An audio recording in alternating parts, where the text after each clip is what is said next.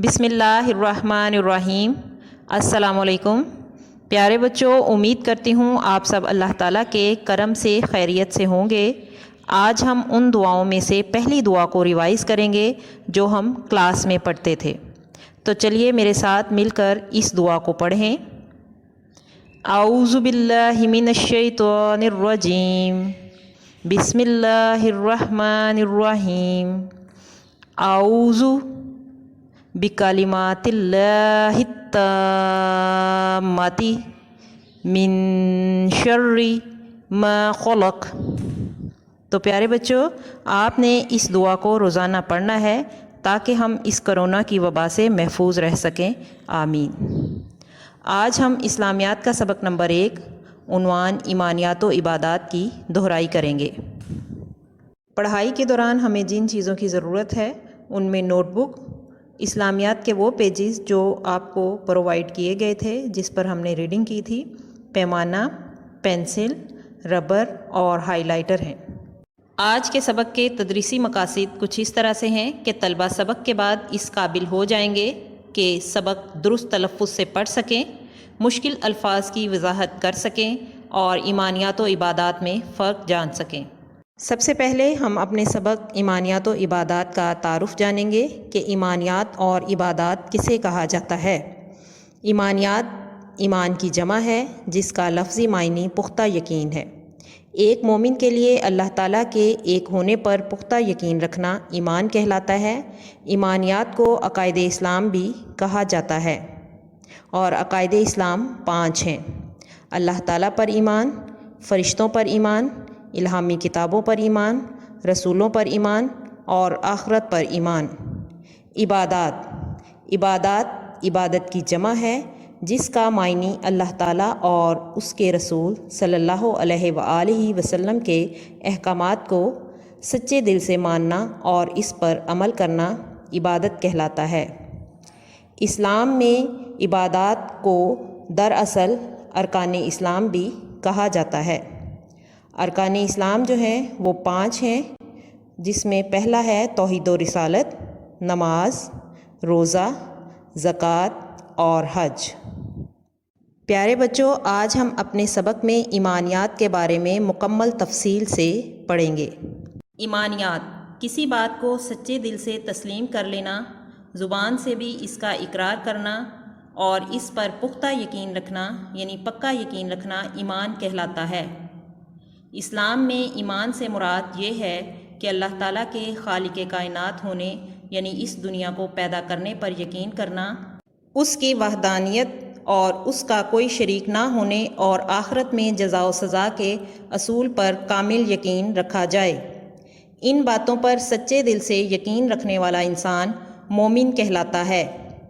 एक मोमिन के लिए ज़रूरी है कि इस्लाम के बुनियादी अकायद यानी अल्लाह ताला, उसके फ़रिश्तों, आसमानी किताबों, रसूलों और आखिरत पर पुख्ता ईमान और यकीन रखे।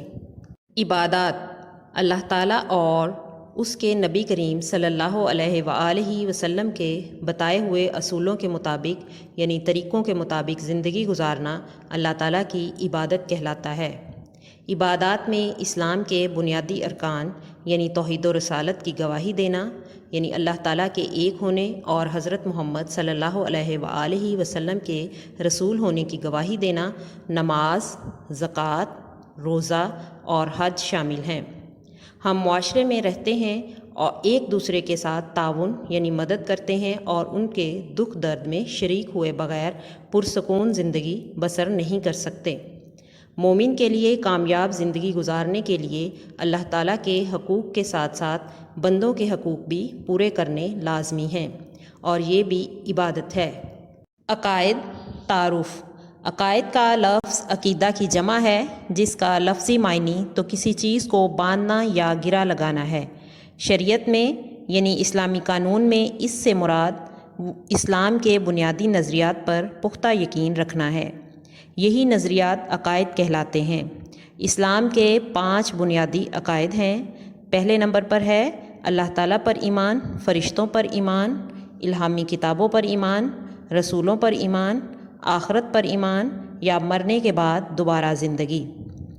پیارے بچوں، ہم نے عقائد اسلام اور ارکان اسلام کو بہت اچھے طریقے سے کلاس میں یاد کیا تھا۔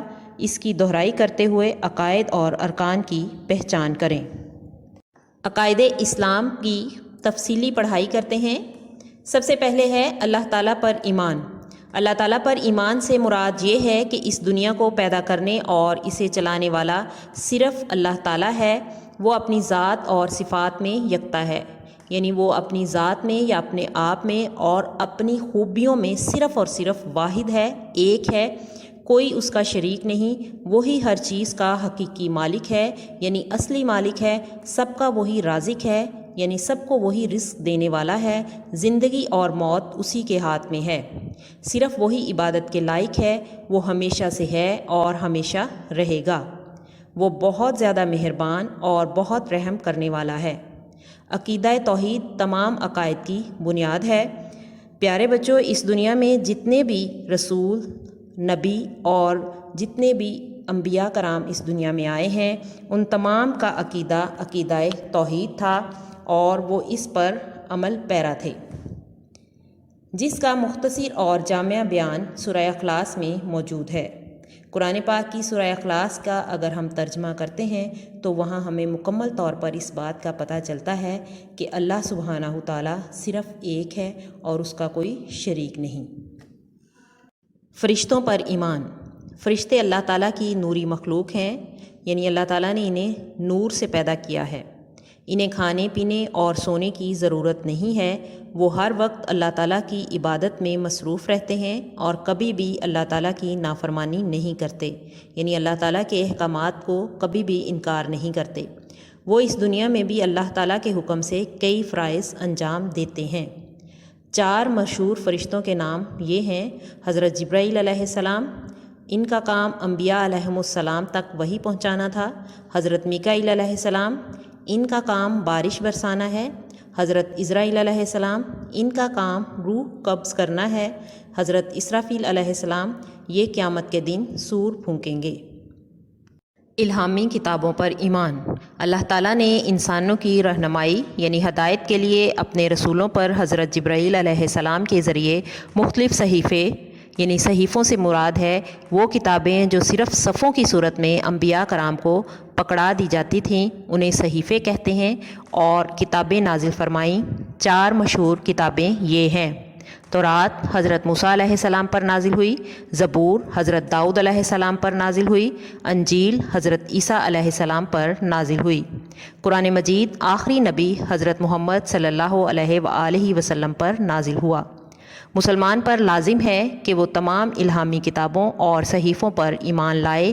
قرآن مجید میں اہل ایمان کی ایک نشانی یہ بھی بیان کی گئی ہے کہ وہ الہامی کتابوں پر ایمان لاتے ہیں۔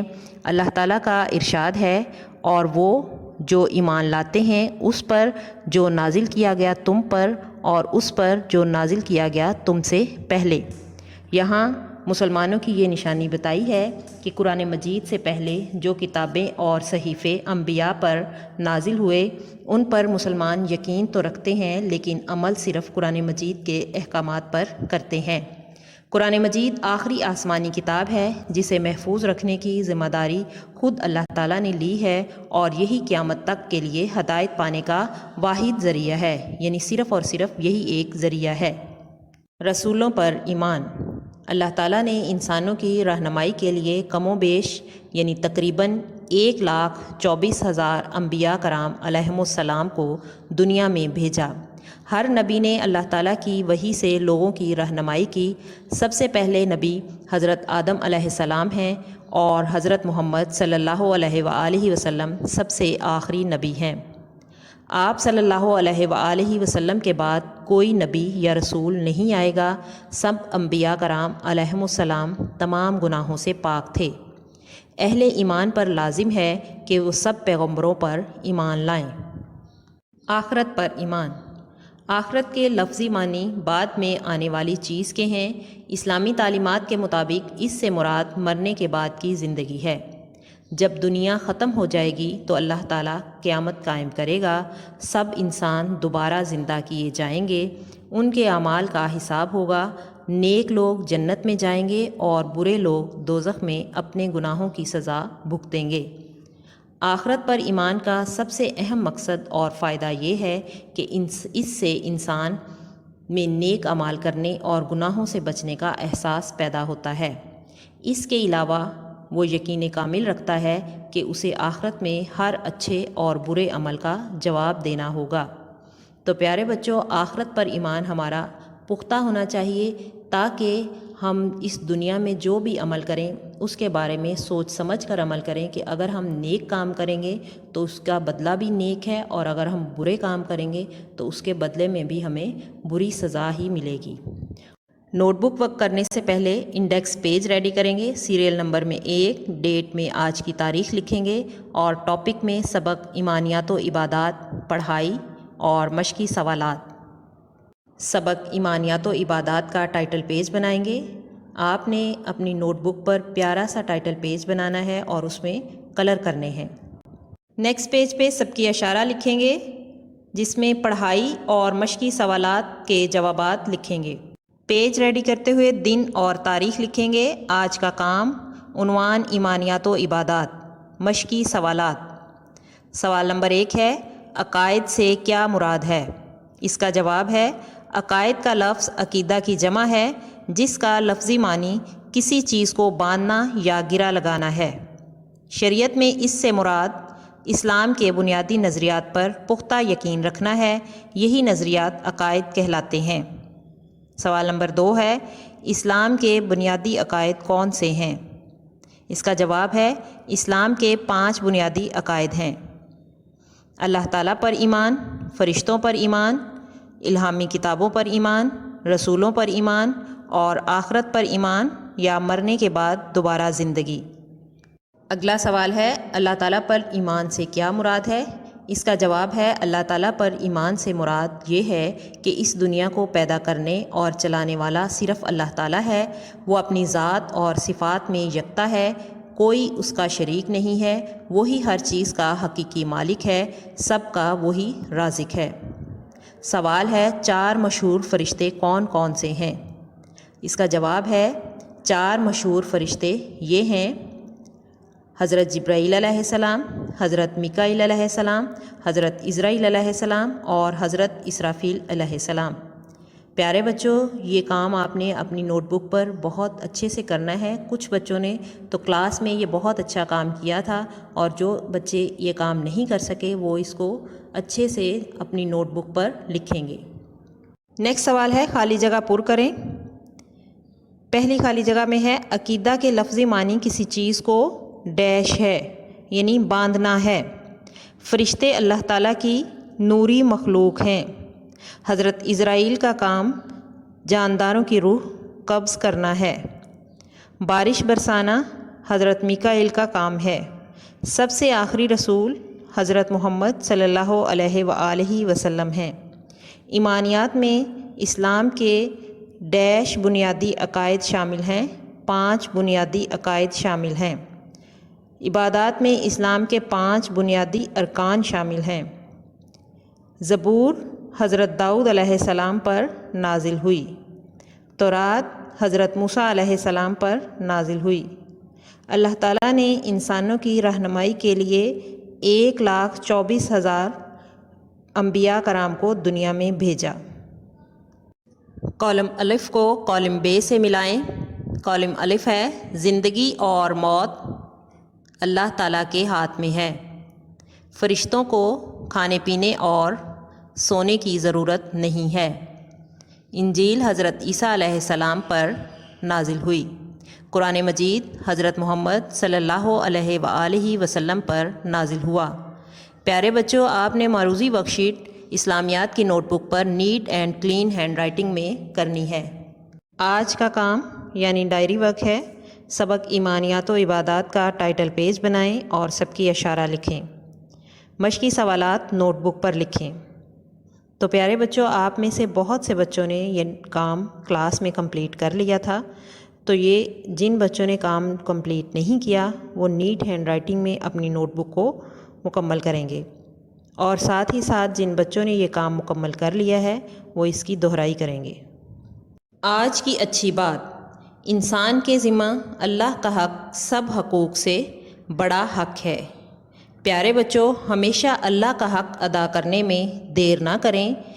مثال کے طور پر نماز وقت پر پڑھیں اور اس کی نعمتوں کا شکر ادا کریں۔ ہمارا آج کا سبق یہاں مکمل ہوتا ہے۔ امید کرتی ہوں آپ کو اس کی اچھے سے سمجھ آ گئی ہوگی۔ اپنا خیال رکھیے گا۔